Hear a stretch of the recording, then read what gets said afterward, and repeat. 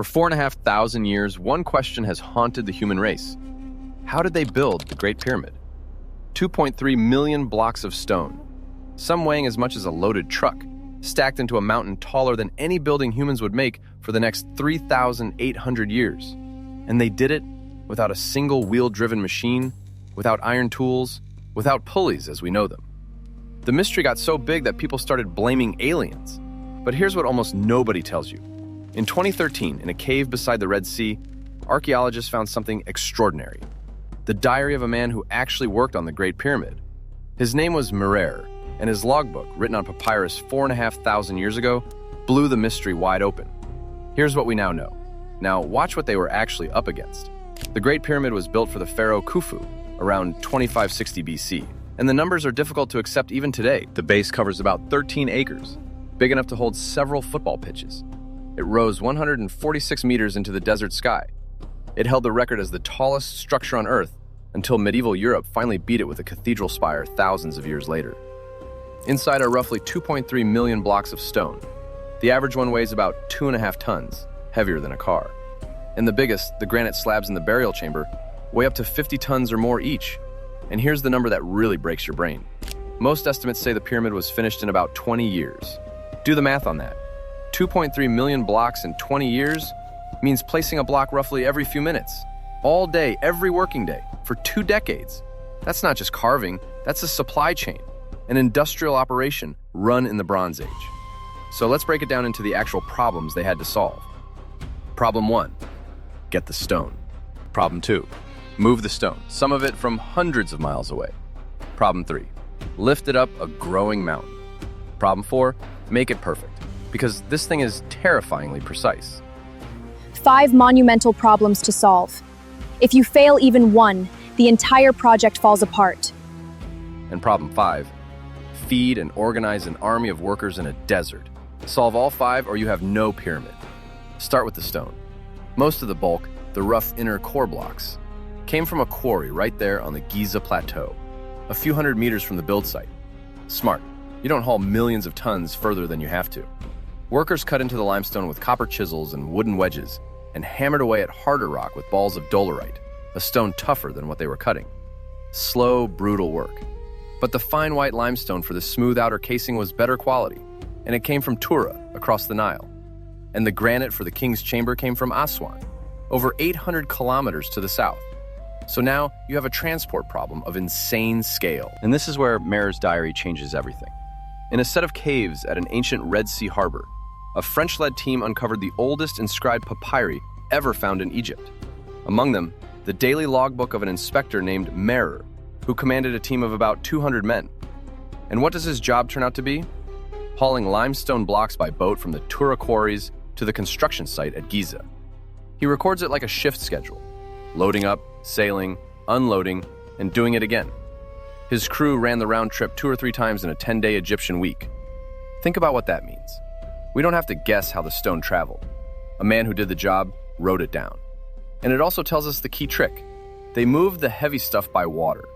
Boats can carry loads that would be impossible to drag across land. A vessel of that era could take dozens of tons at a time.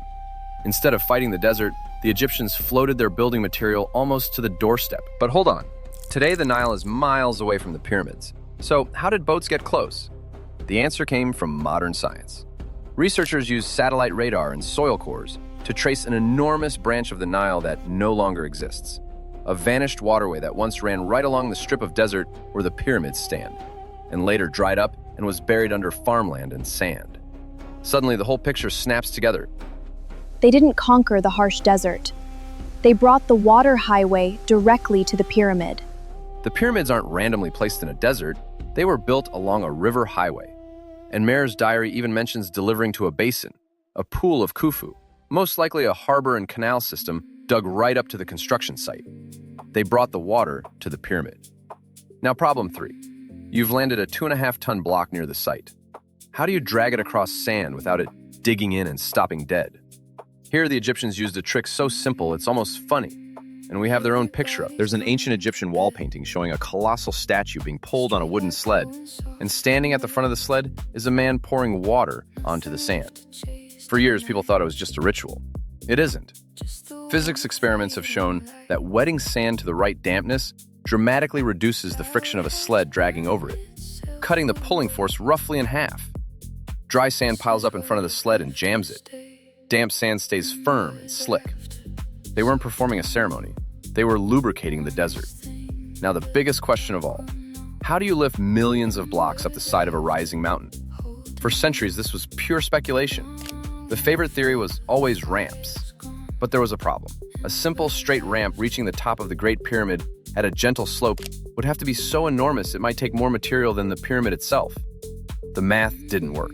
Then in 2018, archaeologists working at an ancient quarry called Hatnub found something remarkable. A ramp, but not a plain one. A steep central ramp with staircases running up both sides and rows of post holes cut along those staircases. Wooden posts once stood in those holes. And here's the clever bit. If you loop your ropes around those posts, the posts act like anchor points. The men on the stairs can pull downward and sideways while the block moves up. It becomes a force multiplier, a primitive winching system. This primitive winching system completely changed how they moved massive stones up steep slopes. Suddenly, you can haul enormous stone up a slope far steeper than anyone thought possible. And the clincher? This ramp dates to the reign of Khufu himself, the very same pharaoh, the very same era. That changes everything about the ramp debate.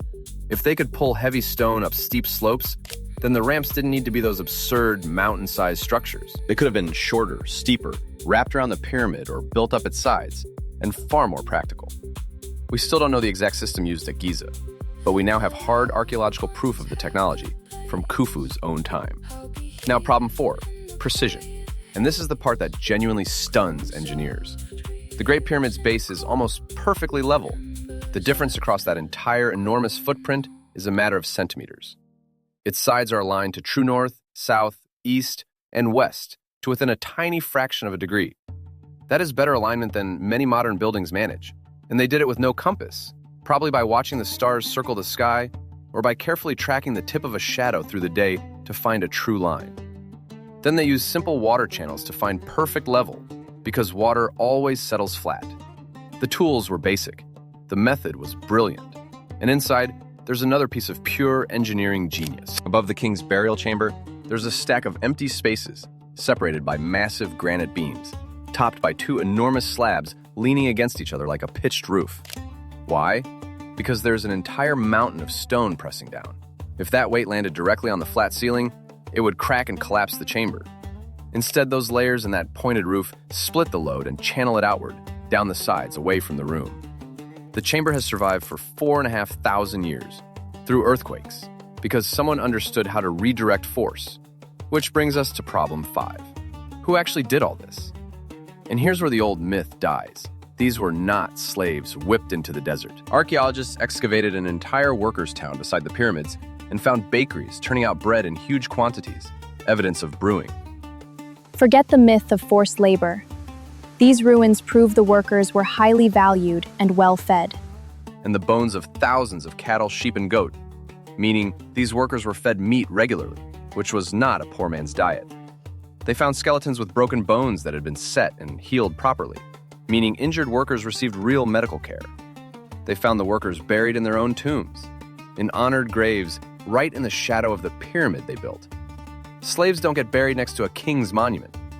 And graffiti left by the crews shows they organized themselves into named gangs, with proud team names, competing with each other. This was a national project, staffed by rotating crews of skilled workers and seasonal laborers, likely including farmers who came when the Nile flooded their fields and there was no farming to do. That's the true secret of the Great Pyramid. Not aliens, not lost technology, organization. The ability to feed, house, pay, and coordinate tens of thousands of people, run quarries hundreds of miles apart, operate a fleet of boats on a schedule, and keep it running for 20 years without the whole thing falling apart. The stone cutting is impressive.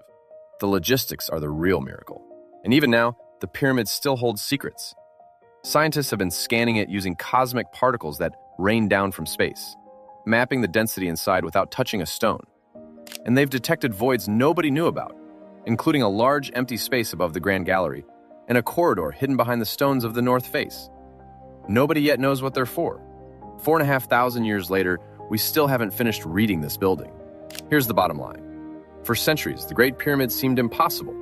So people invented impossible explanations. But every time real evidence turns up, a diary in a cave, a ramp in a quarry, a buried river, a worker's cemetery, it points the same way. Ordinary humans, working with copper, rope, wood, water, and staggering discipline, built the most famous structure on Earth. They didn't have machines, they had a system, and it was strong enough to last longer than every empire that came after. But building up out of stone is one thing.